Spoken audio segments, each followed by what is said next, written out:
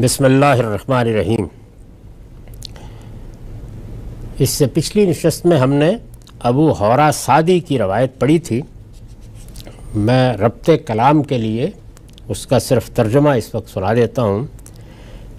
وہ کہتے ہیں کہ میں نے حسن بن علی رضی اللہ عنہ سے پوچھا، آپ کو نبی صلی اللہ علیہ وسلم کی کچھ باتیں یاد ہیں؟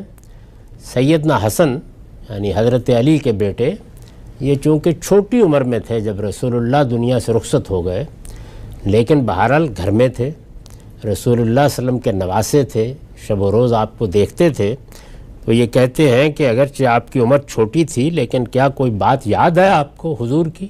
یہ فطری جذبہ ہے، انسان اسی طریقے سے اپنی محبوب شخصیات کے بارے میں جانتا ہے۔ انہوں نے فرمایا، ایک مرتبہ آپ مجھے اس کمرے میں لے گئے جہاں صدقے کا مال پڑا ہوتا تھا۔ یعنی اس زمانے میں کوئی باقاعدہ حکومت، اس کا نظام، کوئی بینک، کوئی ادارے یہ تو نہیں تھے، مسجد تھی، اسی میں سارا نظم ریاست کا چل رہا تھا، اور وہیں کچھ کمرے تھے کہ جن میں بیت المال قائم تھا، یعنی وہاں پر جو کچھ بھی صدقات، زکوٰۃ یا جو کچھ موصول ہوتا تھا وہ وہاں ڈھیر کر دیا جاتا تھا۔ وہ زمانہ بھی ہم جانتے ہیں کہ ایسا تھا کہ جس میں زیادہ تر اجناس مالی ہوتا تھا، اس طرح سونا چاندی کے ڈھیر تو نہیں تھے، لیکن جو کچھ بھی آتا تھا زکوٰۃ کی مد میں یا خمس کی مد میں یا دوسری مدات میں، وہ سب وہاں ڈھیر ہو جاتا تھا۔ تو یہ کہتے ہیں کہ رسول اللہ جس طریقے سے آپ بچے کو ساتھ لے جاتے ہیں کسی موقع پر، تو اس کمرے میں لے گئے کہ جہاں صدقے کا مال پڑا ہوا تھا۔ یہ صدقے سے کوئی غلط فہمی نہ ہو، یعنی زکوٰۃ کو بھی صدقہ ہی کہا جاتا ہے۔ یہ ہمارے ہاں اصطلاحات الگ الگ ہو گئی ہیں، گویا بیت المال جہاں تھا وہاں لے گئے۔ مجھے اتنا یاد ہے، اب یہ بچے تھے چونکہ، تو مجھے اتنا یاد ہے کہ میں نے صدقے کی ایک کھجور وہاں سے اٹھا کر اپنے منہ میں ڈال لی۔ یعنی جو مال جہاں پڑا ہوا تھا تو وہاں کوئی ایک کھجور، جیسے بچے عام طور پر کر ڈالتے ہیں تجاوز، نبی صلی اللہ علیہ وسلم نے اس پر لگے ہوئے تھوک سمیت اسے باہر نکالا اور پھینک دیا دوسری کھجوروں میں، یعنی اس کی اجازت نہیں مجھے دی۔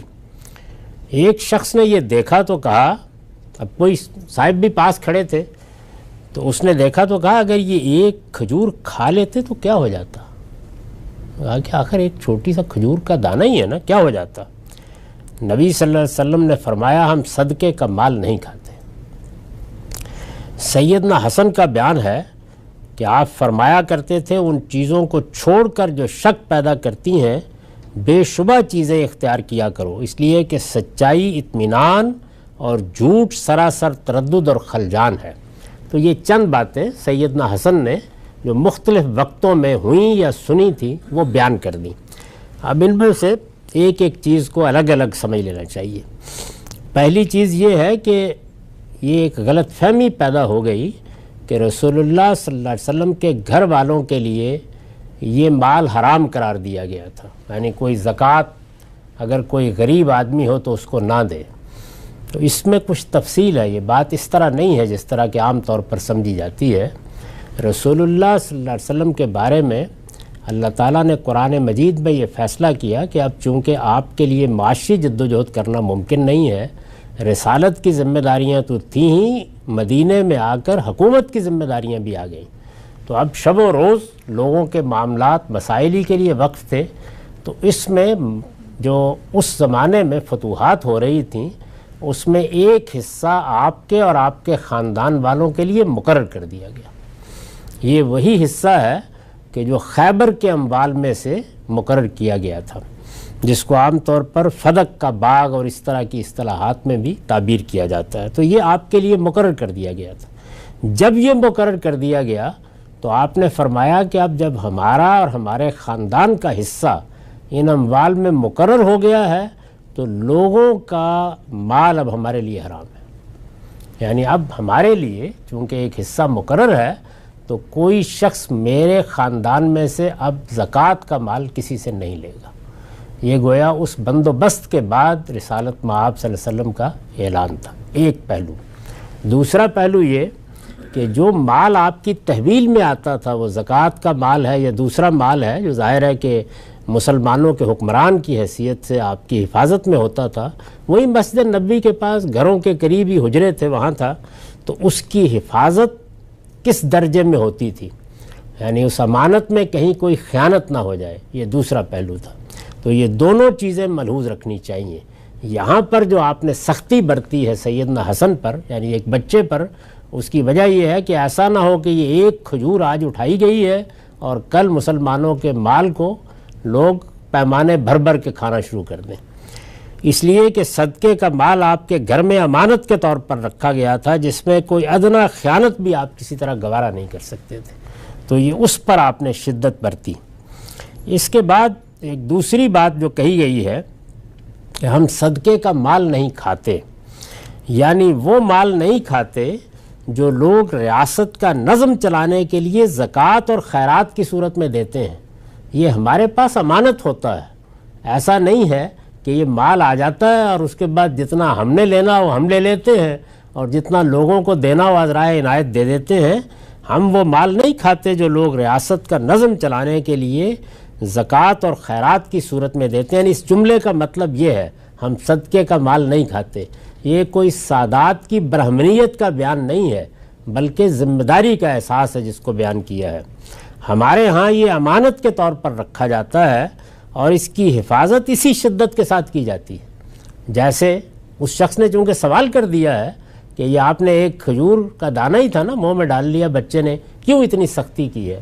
تو اس کا جواب دیا آپ نے کہ یہ اسی شدت کے ساتھ ہم اس کی حفاظت کرتے ہیں، چنانچہ اس میں سے ایک کھجور کا لے لینا بھی نہ میں اپنے لیے جائز سمجھتا ہوں نہ اپنے گھر والوں کے لیے، تو یہ واضح کر دیا۔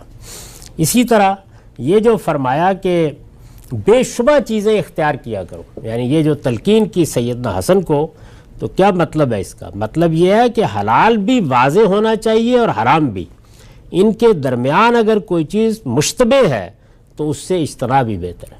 یعنی اصول حضور نے یہ بتایا کہ حرام واضح، حلال واضح، اگر کہیں کوئی اشتباہ ہے تو اشتباہ سے بھی بچو۔ خدا سے ڈرنے والوں کے لیے صحیح رویہ یہی ہے۔ اور آخر میں جو یہ کہا کہ سچائی اطمینان اور جھوٹ سراسر تردد اور خلجان ہے، تو یہ نتیجے کے لحاظ سے فرمایا ہے، اس لیے کہ سچائی پر قائم رہیں تو ضمیر مطمئن رہتا، اور جھوٹ ایک کے بعد دوسرے جھوٹ کی طرف دھکیلتا چلا جاتا ہے۔ یعنی آپ شروع کر لیں، بس اس کے بعد سائیکل ہے، یہاں تک کہ آخر میں یہ بھی یاد نہیں رہتا کہ آدمی نے ابتدا میں کیا کہا تھا اور اب وہ کیا کہہ رہا ہے، یہ نوبت آ جاتی ہے۔ اسی چیز کو یہاں ریبہ یعنی تردد اور خلجان سے تعبیر کیا ہے کہ سچائی کا انجام کیا ہے؟ اطمینان ہی اطمینان، اور جھوٹ کا انجام کیا ہے؟ تردد اور خلجان، یعنی وہ اطمینان تک پہنچاتا ہے، یہ تردد اور خلجان تک۔ تو یہ متفرق باتیں ہیں جو سیدنا حسن نے ایک موقع کے اوپر بیان کر دی ہیں۔ اس سے اندازہ کیا جا سکتا ہے کہ رسالت بآب صلی اللہ علیہ وسلم اپنے بچوں کو، گھر والوں کو، ملنے والوں کو کس طریقے سے مختلف حقائق کی طرف متوجہ کرتے تھے۔ تاہم اتنی بات ضرور ملحوظ رہنی چاہیے کہ یہ جتنی چیزیں بھی روایتوں میں بیان ہوتی ہیں، یہ کوئی مربوط خطبہ، کوئی تحریر نہیں ہوتی۔ لوگوں نے کوئی بات سنی ہے، جس کو جتنی یاد رہ گئی وہ اس کو بیان کر دیتا ہے۔ اس میں جملے بھی مختصر ہوتے ہیں، تو بعض اوقات ان کا مدعا سمجھنے میں لوگوں کو غلطی لگ جاتی ہے۔ اللہ کی کتاب کی روشنی میں اس کو سمجھنا چاہیے۔ تو اس میں جو بات بیان ہوئی ہے کہ ہم صدقے کا مال نہیں کھاتے، اس کا صحیح مفہوم وہ ہے جو میں نے آپ کی خدمت میں عرض کر دیا۔ وآخر دعوانا الحمدللہ رب العالمین۔